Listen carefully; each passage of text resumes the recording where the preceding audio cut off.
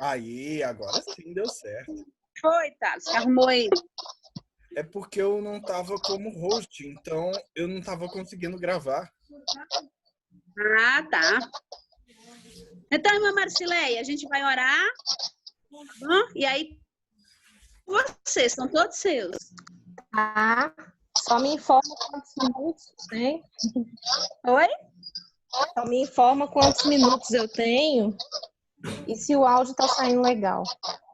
Tá, essa parte... A gente normalmente são 15 para as 8? Ou é isso? Você pode fazer seu trabalho aí, tá bom? Até umas 8 para as 8. Eles não estão fazendo nada mesmo. Tá bom? Vamos orar e tá com você. Vamos orar, Tá bom. Bruna? Bruna Stephanie. Sim, vamos. Vamos orar? Senhor, meu Deus, meu Pai, muito obrigado, Senhor. Te agradecemos pelo nosso dia, te agradecemos por estarmos aqui em mais um encontro para ouvir a Tua palavra, para louvarmos ao Senhor. Vai abençoando a vida de cada um que está aqui nesse encontro pelo Zoom, aqueles que não puderam também. Vai abençoando, meu Pai, a vida dessa mocidade, a vida da tia Marceleia e da família dela. E esteja conosco nessa noite e abra os nossos corações para que possamos receber a Tua palavra. Amém. Amém. Sejam todos bem-vindos. Está com a irmã Marcileia agora. Então, a paz do Senhor mais uma vez. Amém. Senhor. É um Amém. prazer estar aqui com vocês. É a primeira vez. Se eu fizer alguma coisa aí, algum gasto, me perdoa. E eu quero muito compartilhar com vocês uma palavra que o Senhor tem tocado no meu coração. E eu queria compartilhar com vocês. Lá em Gênesis 19,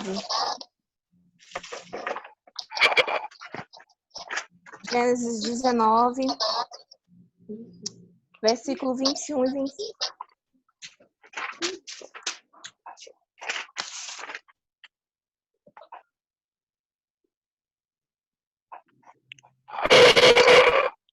Desligou o áudio dela. Aí. Ok. Aí. Aí, voltou. Voltou? Sim. Então, eu queria compartilhar Gênesis 19, 21 a 25. Tá.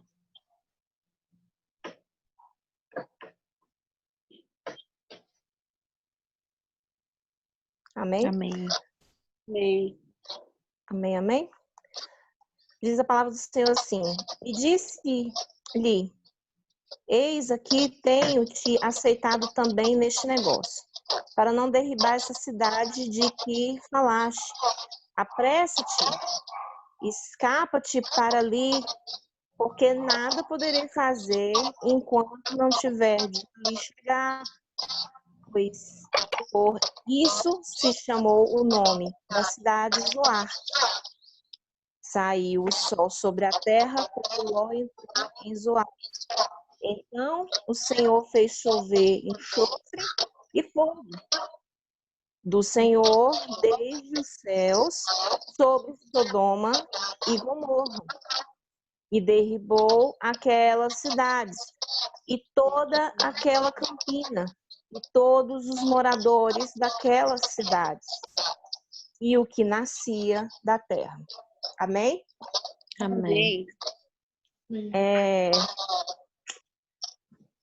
Eu gostaria muito de estar trazendo essa palavra. Essa palavra, ela fala muito, muito ao meu coração, porque é um livramento atrás do outro e tem muito, muito a ver com a promessa. Ali, uma vivência que Ló tinha com Abraão, né? E Ló chegou para Abraão e falou: nós estamos se apartando. E Ló enxergou ali, Sodoma e Gomorra, o seu sucesso. As planícies verdejantes, uma cidade próspera, muitas pessoas.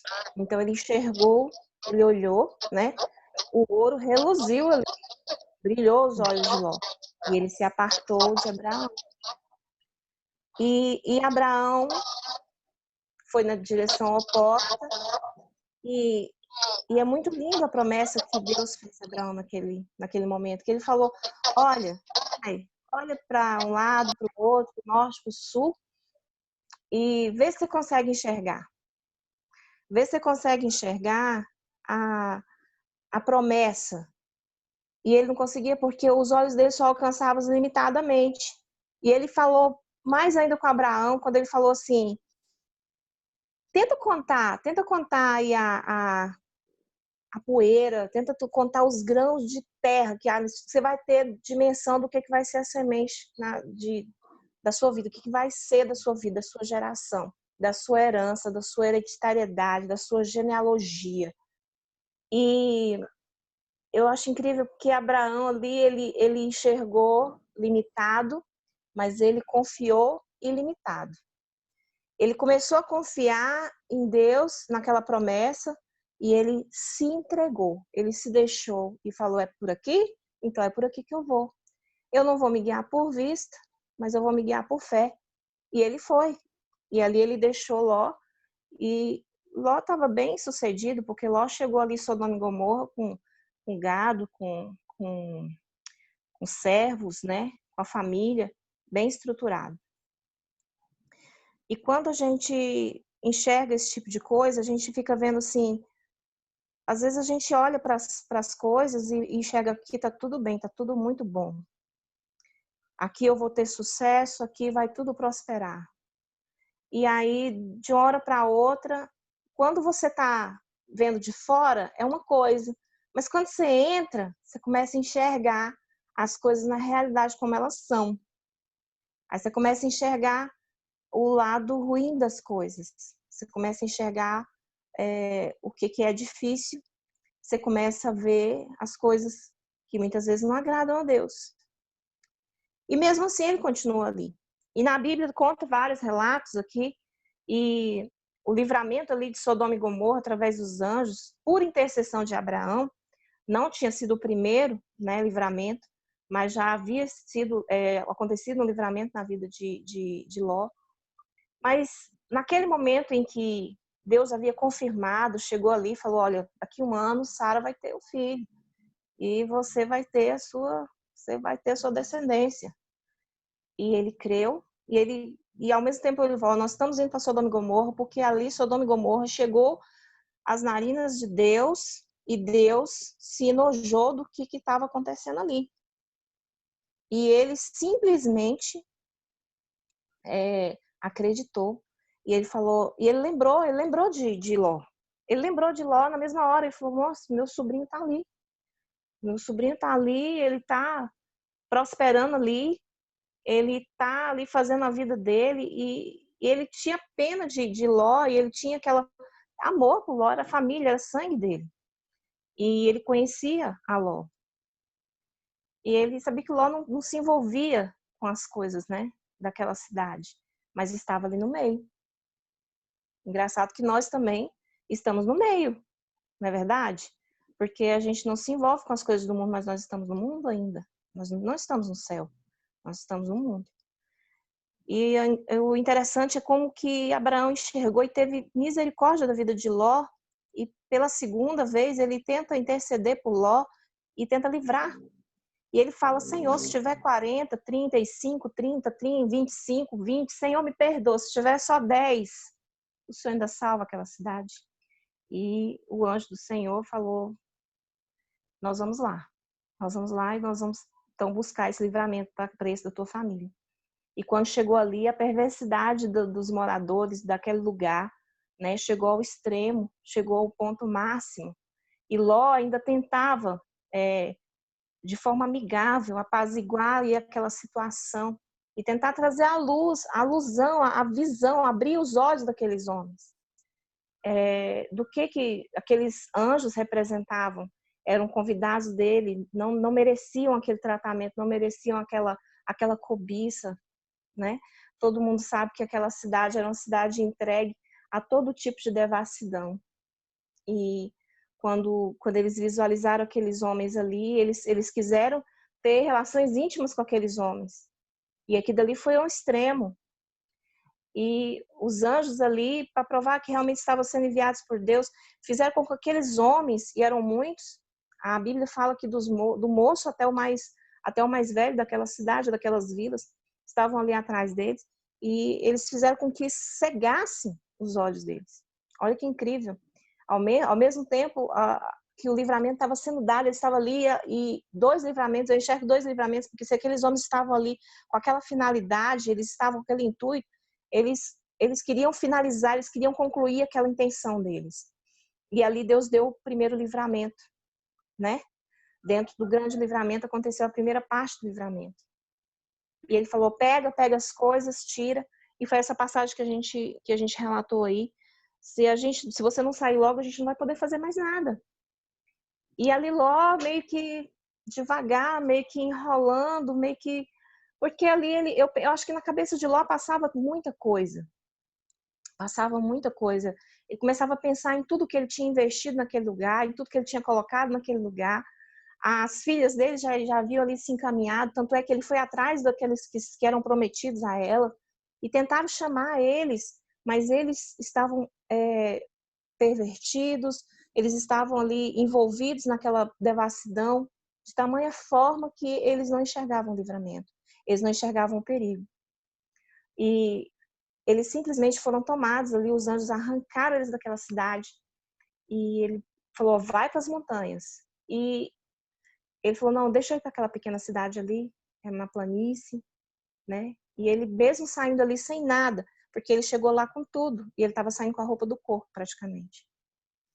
E ali, no que eles chegam, a hora que começa a amanhecer o dia, a promessa ali de destruição para aquela cidade acontece. E eles visualizam, eles enxergam, eles veem. E naquele momento, a mulher de Ló, ela olha para trás. E eu creio que ali o arrependimento bate. Não foi só o fato dela virar para trás, mas também o fato dela sentir um apego muito grande àquele lugar e àquelas coisas. E ela sofre ali uma condenação, porque os anjos falaram, não olha para trás. Ou seja, não enxerga. Não começa a enxergar aquilo que você perdeu, mas olha para frente. Olha para o que Deus quer fazer com você. Era mais ou menos isso que os anjos do Senhor queriam para eles. E ela sofre ali a penalidade virou estátua de sal. Eles saem daquela cidade, já tinha acontecido tudo aquilo, o livramento já tinha acontecido, e eles vão habitar em cavernas. E uma noite, né, por um acaso, a mais velha vira para a mais nova e fala, e aí, como é que nós vamos fazer com a descendência do nosso pai? Né? Como é que a gente vai fazer com essa descendência? Se a gente voltar a essa cidade que também é tão corrompida, essas práticas não tem como, não condizem, nós precisamos levar. E ali é feita uma descendência incestuosa e gerada ali os moabitas, os amonitas, que são antagonistas há séculos dos hebreus, dos judeus, né? Um povo que guerreava com o povo de Israel.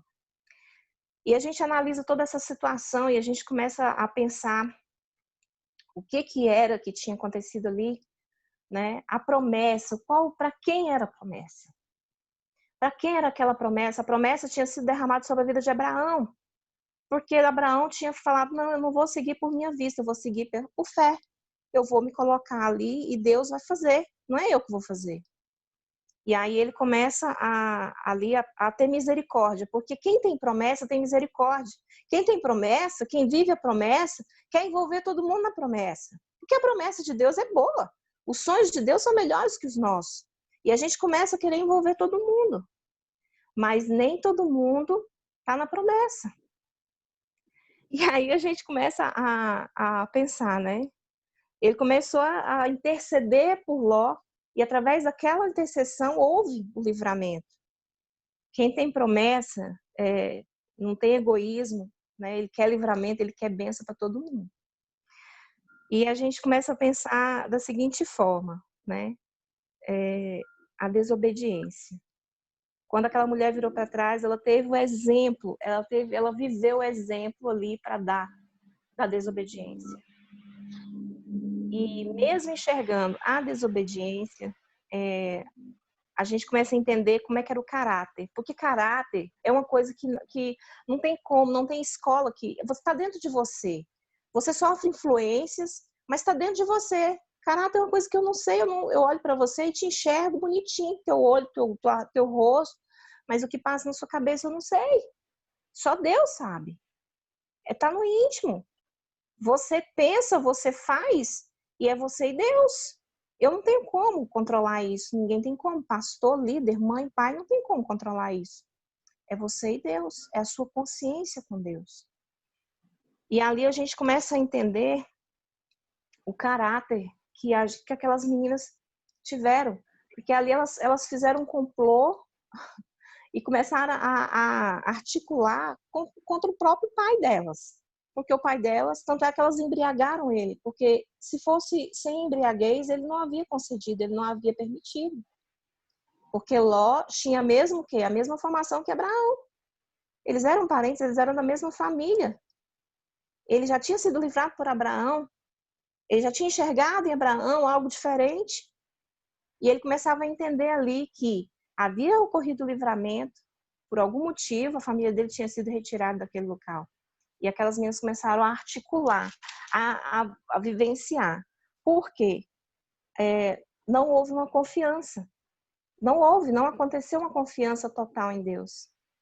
Quando a gente confia, a gente descansa. Quando a gente vê a passagem de Daniel, é muito lindo. Daniel ali orava, né? E quando ele foi lançado na cova dos leões, ele orou e o que ele fez? Ele foi dormir. E o rei que tinha botado ele lá, o que aconteceu? Acordou, ficou preocupado, foi lá e chamou, ei, Daniel.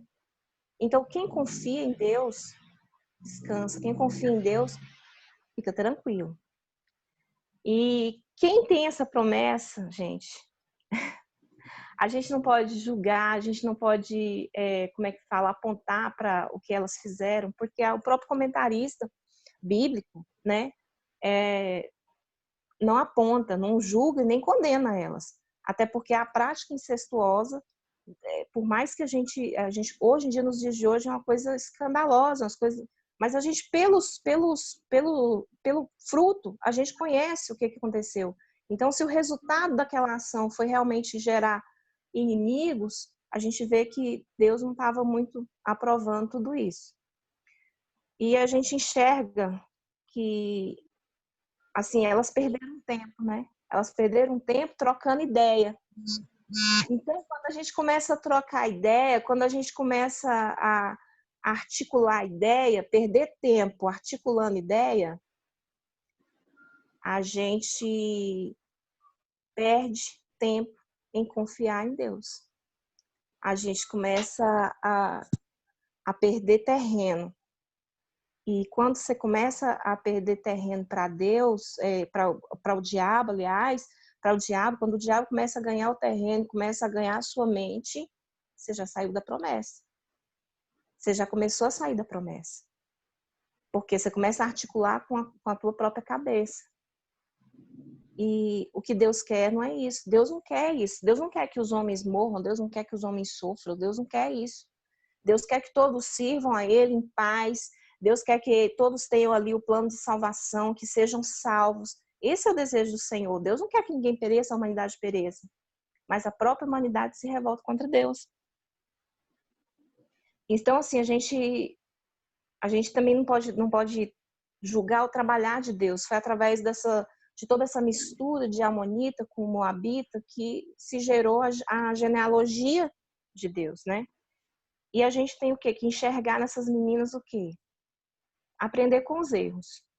E quando eu começo a aprender com os erros, eu começo a lembrar da história lá de 2 Reis 5, daquela menina que foi trazida ali da terra, que foi conquistada pelo comandante Naamã. É uma passagem bem conhecida. E aquela menina também veio de uma terra desolada. Ela passou por traumas, ela veio cheia de traumas, e ela não olhou para os seus traumas. Ela não perdeu tempo articulando ideias. Ela ganhou tempo confiando em Deus. Porque a partir do momento que ela enxergou, e é engraçado como Deus atua, porque quando Deus atua, as oportunidades elas não aparecem simplesmente por aparecer. A gente é que pensa que aparece por aparecer, mas não, é tudo encaminhamento de Deus. Deus vai encaminhando as coisas de uma certa forma em que tudo vai se articulando, tudo vai se encaixando. E a gente simplesmente é usado. É incrível. É incrível. E daquela menina, simplesmente ela chegou e falou assim, mas se ele conhecesse ali o profeta, tenho certeza que ele ficaria livre dessa lepra. É engraçado que ela enxergou em Naamã o seu opressor, ela enxergou um cativeiro maior que o dela. Porque ali ela estava ali para servir, retirada da sua terra. Mas ela enxergou naquele homem algo que os outros homens, e até ele mesmo, a posição dele não podia fazer. Mas Deus podia fazer. E ali, engraçado, que quando ele escutou, do jeito que ela falou, ele reportou toda aquela mensagem para o rei. E o rei falou, vai lá, chama o rei lá. E a mensagem foi levada ao rei, chegou a mensagem no rei, o rei ficou, mas ele está achando que eu que vou salvar ele? Não, profeta, e chegou no profeta dessa passagem. E quando eu enxergo o comportamento dessas 3 jovens, eu tenho assim aquela ímpeto de o que é feito pela minha cabeça, o que é feito através da promessa de Deus. Quando é que eu quero usar e quando eu estou sendo usada, entendeu? Quando é que eu estou sendo, será que eu estou sendo usada ou estou usando a situação? Né? E às vezes tem hora que a gente para, irmãos, e a gente simplesmente é usado. Tem hora que você está assim e chega a pessoa assim e você começa e dá vazão para o Espírito Santo de Deus falar, você vai ver o livramento de Deus. Você vai ver as coisas acontecer. E quando você vê, você está falando, e quando você vê, você não está falando de você. É o Espírito Santo de Deus que está te usando. E essa é a responsabilidade que nós temos como geração. Mocidade que se levanta, como jovens. Hoje os jovens têm o mundo nas mãos. A oportunidade de compartilhar vivências, experiências dentro da palavra de Deus. Hoje o jovem tem a oportunidade muito maior. Na minha época, a gente tinha a oportunidade de entregar um folheto, de sair na rua, de fazer uma passeata, de fazer culto ao ar livre. Era essa nossa chance. Mas hoje em dia, o jovem cristão, ele tem a oportunidade de pegar o celular e postar, e milhões de pessoas enxergarem. Milhões de pessoas. Na minha época, nós tínhamos que fazer um curso, ter passaporte para nós sermos missionários e chegarmos a outras nações. Vocês não precisam. Ninguém agora precisa. A gente simplesmente tem um celular e essa mensagem pode chegar. E como que a gente está usando tudo isso? Como é que a gente está encarando tudo isso? Será que a gente está enxergando a promessa? Porque a promessa é para mim e para você. A gente tem que multiplicar. Essa é a promessa. A promessa que estava para Abraão é que ele não ia conseguir contar, que ele não ia conseguir enxergar com os olhos dele físicos o que Deus ia fazer. E essa é a promessa que ainda prevalece sobre nós. Nós somos povo de Deus, nós somos o reinado do Senhor. E essa é a promessa que eu tenho firmado com vocês no dia de hoje. Vocês são multiplicadores. O que nós estamos fazendo? Nós estamos olhando para o nosso futuro, enxergando que nós somos multiplicadores. Nós estamos querendo compartilhar a promessa. Nós estamos compartilhando a promessa porque quem tem promessa compartilha. Porque a promessa é boa. A gente está fazendo como? A gente está enxergando e está vendo as desobediências do mundo e não está temendo? Ou a gente está enxergando e está temendo e está falando, meu Deus, eu tenho que ser diferente. Eu tenho que mostrar a diferença nesse mundo. Eu tenho que mostrar o agir e a plenitude de Deus sobre essa terra de uma forma que os homens entendam que é Deus agindo. Quando a palavra de Deus fala para que todos vejam e juntamente entendam que a mão do Senhor fez isso, não é eu, nem é você, é o que o Senhor tem feito. E o que o Senhor tem feito através da minha vida e da sua vida. E hoje nós temos a oportunidade de sermos exemplo para uma geração perversa. Tão perverso ou até mais do que Sodoma e Gomorra. E nós estamos no meio. Nós estamos aqui. Nós estamos aqui, nós temos que ser influenciadores, não podemos ser influenciados. E é interessante que quando Deus conhece tanto a nossa estrutura, que Ele sabe até quando a gente suporta. Ele sabe até quando. Porque ele chegou ao momento ali que eu acho que Ló suportou, e até o momento que Deus falou, não, eu vou livrar, porque ele não vai suportar. E vai ter que acontecer, vai ter que desaparecer essa cidade. E ali Deus tentou tirar. E eu deixo para vocês a palavra do Senhor que está lá em 1 Coríntios. Deixa eu pegar a referência aqui. 1 Coríntios 10, 32. Que fala assim que eu não posso servir de escândalo, nem de vergonha. Algumas traduções falam vergonha ou escândalo. Nem para os judeus, nem para os não cristãos e nem para os cristãos. E eu tenho essa palavra aqui comigo. É uma palavra maravilhosa. Paulo, inspirado por Deus, trouxe várias outras passagens. Mas essa passagem pulsou no meu coração essa semana. E muitas das vezes nós nos deixamos envolver. Nós nos deixamos levar pela graça, pela gracinha, não pela graça de Deus, não, pela gracinha mesmo. Nós nos deixamos envolver pela gracinha, pela piada. Não estou dizendo que você tem que ser o sério da turma, não estou dizendo que você tem que ser o carrancudo da equipe, mas nós temos que nos posicionar. Nós temos que nos posicionar.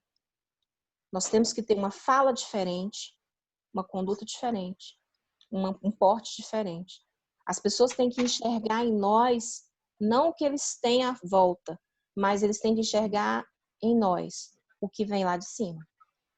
O que vem do Espírito Santo de Deus. O que Deus quer para nós é que nós sejamos servos dele.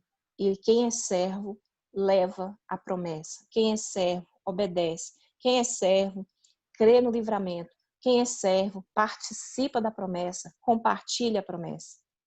Então é isso que eu quero trazer para vocês. Eu estava formulando essa mensagem e até agora há pouco eu falei, meu Deus, o que é realmente que o Senhor quer falar com essa mensagem?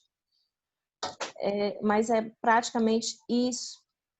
Quem tem a promessa não guarda a promessa só para ele. Ele quer espalhar a promessa. Ele quer levar a promessa. E se você quer levar a promessa, se você quer espalhar o nome de Cristo, a salvação de Cristo, comece sendo exemplo. Comece sendo diferente. Amém? Amém. Eu não sei se era essa a mensagem que vocês esperavam nesse dia, mas é o que o Senhor preparou para passar para vocês. Deus tem trabalhado na minha vida através dessa palavra. Eu espero que esteja trabalhando dentro da vida de vocês. Muitas atitudes para envolver, para trazer as pessoas, às vezes gera polêmica. Ai, você se envolve, você é doida, é bandido, o que adianta você falar? Eu não vou sair de madrugada para poder encontrar o traficante lá na rua. A oportunidade que eu tenho é essa e eu vou aproveitar. Eu vou aproveitar e vou falar. Eu vou falar que ele tem que ter a paz, e a paz que excede o entendimento, a paz que só vem de Deus. E só vem de Deus aquele que crê no nome do Senhor. E para crer no nome do Senhor tem que ser diferente. Amém? Então, assim, essa é a palavra que eu tenho trazido para vocês no dia de hoje. Ser diferentes, não se deixe contaminar por esse mundo. Esse mundo está à nossa volta, mas nós não somos desse mundo. Nós somos geração eleita, povo santo, nação adquirida. Amém? Aleluia. Glória a Deus, Amém. nós cremos nessa promessa. Nós cremos